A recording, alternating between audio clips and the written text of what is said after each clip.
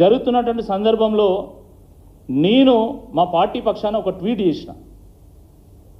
దేశంలో ఎక్కడ లేని విధంగా అది యూపీఎస్సీ కానీ ఇతర రాష్ట్రాల్లో ఉన్నటువంటి పబ్లిక్ సర్వీస్ కమిషన్స్ కానీ వాటిలో ఎక్కడా లేని విధంగా మెయిన్స్కి ప్రిలిమ్స్కి వేరు వేరు హాల్ టికెట్ ఎట్లా ఇస్తారు? దీంట్లో ఏదో గందరగోళం జరగబోతున్నది, ఏదో గోల్మాల్ చేస్తున్నారు. దీన్ని వెంటనే ప్రభుత్వం ఉపసంహరించుకోవాలి. ఒకటే హాల్ టికెట్ నెంబర్ ఇవ్వాలి. ప్రిలిమ్స్కి ఏదైతే మీరు హాల్ టికెట్ నెంబర్ ఇచ్చిందో అదే హాల్ టికెట్ నెంబర్ ఇవ్వాలి అని చెప్పి నేను ఆ రోజు డిమాండ్ చేసిన. ప్రభుత్వం స్పందించలేదు. కానీ దాని ఫలితం ఏంటంటే ఇది, మీరు ప్రిలిమ్స్కి ఒక హాల్ టికెట్ నెంబర్ ఇచ్చిండ్రు, మెయిన్స్కి ఇంకో హాల్ టికెట్ నెంబర్ ఇచ్చిండ్రు. ఎందుకు ఇచ్చిండ్రంటే మీకు కావాల్సిన వాళ్ళందరినీ ఒక దగ్గర చేర్చాలి. చేర్చి కొన్ని జాబ్స్ను గ్యారంటీ చేసుకోవాలి. 6 గ్యారంటీలు తుంగలో దొక్కిన అది అయిపోయింది. కానీ మీకు మాత్రం కొన్ని జాబులు గ్యారంటీ కావాలి. నిన్న మొన్న మీరు చూసలేదా మంత్రులు ఏం మాట్లాడుకుంటున్నారు? కొండ సురేఖ గారు ఏమంటారు, మా మనోడికి జాబ్ కావాలి ఏరోనాటికల్ ఇంజనీరింగ్లో, ఆయన ఇంజనీరింగ్ చేసిండు, మా మనోడికి జాబ్ కావాలి అంటే, ఇది మన చేతిలో పనే కదా, నేను తప్పకుండా చేస్తా అని చెప్పేసి శ్రీధర్ బాబు గారు అన్నారు. గిట్లనే గ్రూప్ 1లో ఏమైనా జరిగిందా, ఇలాంటిదే గ్రూప్ 1లో ఏమైనా జరిగిందా అనేటువంటి అనుమానం ఈరోజు కేవలం బీఆర్ఎస్ పార్టీకి కాదండి, రాష్ట్ర యువత మొత్తానికి ఉంది. మీరేమైనా గోల్మాల్ చేసుకున్నారా? మీ మనుషులను, మీ కుటుంబ సభ్యులను, మీ బంధువులను, మీ పిఏలను అందులోనే పెట్టుకున్నారా? 10 మంది ఎట్లా ఎక్కువ వచ్చింది నాకైతే అర్థం కాదు. ఇదైతే నిజంగా ఇది అంతు చిక్కనటువంటి ఒక రహస్యం ఇది. అందుకే బీఆర్ఎస్ పార్టీ దీని మీద జ్యుడిషియల్ ఎంక్వైరీ వేయండి అని మేము డిమాండ్ చేస్తూ ఉన్నాం.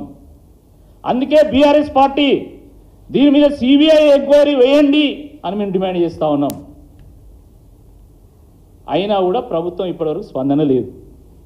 అనంగా పాపం పేపర్లో వాళ్ళు పుంకాలు స్టోరీలు రాసిన తర్వాత, కొంతమంది మేధావులు ఆర్టికల్స్ రాసిన తర్వాత, ఈ యాస్పిరెంట్స్ అందరూ నెత్తినోరు మొత్తుకున్న తర్వాత ఒక రీజాయినర్ పంపింది. ఈ పత్రికల వాళ్ళకి అది కూడా పబ్లిక్ ఏమి ఇష్యూ చేసినట్టు నాకు అనిపించలే. పత్రికల ద్వారా ప్రజలకు వెళ్ళాలనేటువంటి ఒక ప్రయత్నం ఏదో చేసినట్టున్నారు. రీజాయినర్ అన్ని తప్పుల తడకలే, ఒక్కటి వాస్తవం లేదు. ఉర్దూలో 9 మంది పరీక్ష రాసిందని గతంలో అన్నారు, ఇప్పుడు 10 మంది పరీక్షలు రాసిందని మళ్ళీ వాళ్ళే చెప్తారు.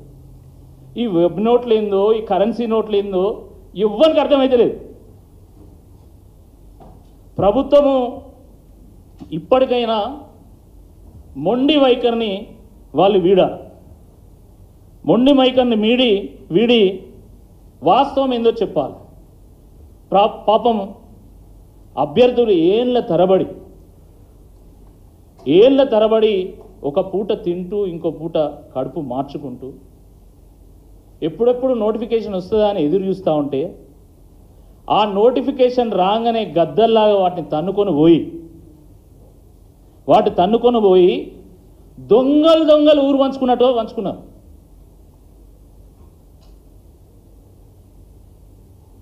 మీలాంటి వాళ్ళకి అర్థం కాదండి. నాకు జాబ్ కావాలంటే నా పని నా చేతుల్లో ఉంది కదా, నేను ఇస్తా అనేటట్టు ఉండదు వాళ్ళ పరిస్థితి. ఒక పేద మధ్యతరగతి విద్యార్థులు, అభ్యర్థులు ఒక ప్రభుత్వ ఉద్యోగం కోసం కలగంటారు. వాళ్ళు మాత్రమే కాదు, వాళ్ళ కుటుంబం మొత్తం కలగంటారు. అందుకనే కూలీనాలు చేసి ఉన్న 10 గుంటల భూమి అమ్మి, ఉన్న 100 గజాల భూమి అమ్మి కూడా నా కొడుకు ప్రభుత్వ నౌకరు కావాలి, ప్రజలకు సేవ చేయాలి, నాకంటూ ఒక మర్యాద ఉండాలి ఈ సమాజంలో అని చెప్పి తల్లిదండ్రులు వాళ్ళను అశోక్ నగర్ పంపితే, ఉన్న ఊరును వదిలి మళ్ళీ ఆ ఊరుకు వెళ్ళలేక ఈ అశోక్ నగర్లో ఆ ఇరుకైనటువంటి హాస్టళ్లలో గాలి వెలుతురు లేనటువంటి గదుల్లో 4-5 బెడ్లు షేర్ చేసుకుంటూ వాళ్ళు దినదిన గండంగా గడుపుతున్నటువంటి ఒక పరిస్థితిని ఈ రాష్ట్ర ప్రభుత్వం ఒక్కసారైనా అర్థం చేసుకోవాల్సిందిగా ఈ సందర్భంగా నేను విజ్ఞప్తి చేస్తూ ఉన్నాను. ఏదో ఆషామాషి వ్యవహారం కాదండి. This is not a fight between BRS and Congress party. This is not a fight between the ruling party and the opposition party. This is a fight for livelihood. This is a fight for meritocracy. మిమ్మల్ని మానవతా దృక్పథంతో చూడమని మేము అంటలేము. ఒక సహజ ధోరణితోని మెరిట్ని encourage చేసేటువంటి ఒక సిస్టమ్ని తీసుకురమ్మని చెప్పేసి ఈ సందర్భంగా మేము కోరుతా ఉన్నాం. Let the merit prevail. Why are you suppressing the merit? మీ వెబ్ నోట్ల పేరు మీద, మీ కరెన్సీ నోట్ల పేరు మీద విద్యార్థుల భవిష్యత్తును మాత్రమే నాశనం చేయడం లేదు, రాష్ట్ర భవిష్యత్తును నాశనం చేసేటువంటి ఒక ప్రయత్నం చేస్తూ ఉన్నారు. దీన్ని ఇప్పటికైనా మానుకోవాల్సిందా ఈ సందర్భంగా మేము విజ్ఞప్తి చేస్తున్నాం. నిన్న చాలామంది సంబరపడ్డారు. నిజంగా నోటిఫికేషన్ 50,000 నోటిఫికేషన్ ఇస్తామనగానే చాలామంది, అంటే మేమంటే బీఆర్ఎస్ పార్టీ, మా కార్యకర్తలు మేము రాజకీయంగా ఆలోచిస్తాం. కానీ సాధారణ యువత అరే మాకు 50,000 ఉద్యోగాలు వస్తాయి అనుకోగానే మళ్ళీ సిలబస్ మీద కాంపిటీషన్. మొన్నటి దానిక ఎస్సీ వర్గీకరణ పేరు మీద కాలయాపన, ఇప్పుడు సిలబస్ కమిటీ పేరు మీద కాలయాపన. కాంగ్రెస్ పార్టీ అంటేనే కమిటీలతోని కాలయాపన, ఇది అందరూ తెలిసినటువంటి విషయమే. మళ్ళీ ఇది సిలబస్ పేరు మీద మళ్ళీ 3 నెలలు 6 నెలలు మళ్ళీ పొడిగించాలా అనేటువంటి ఒక దురుద్దేశంతోనే ఈరోజు వాళ్ళందరూ కూడా ప్రభుత్వం వ్యవహారం చేస్తూ ఉంది. ఈ రాష్ట్రంలో ముఖ్యంగా యువతలో ఈరోజు ఒకటే నినాదం ఉంది, రీవాల్యుయేట్ అండ్ రీకాల్.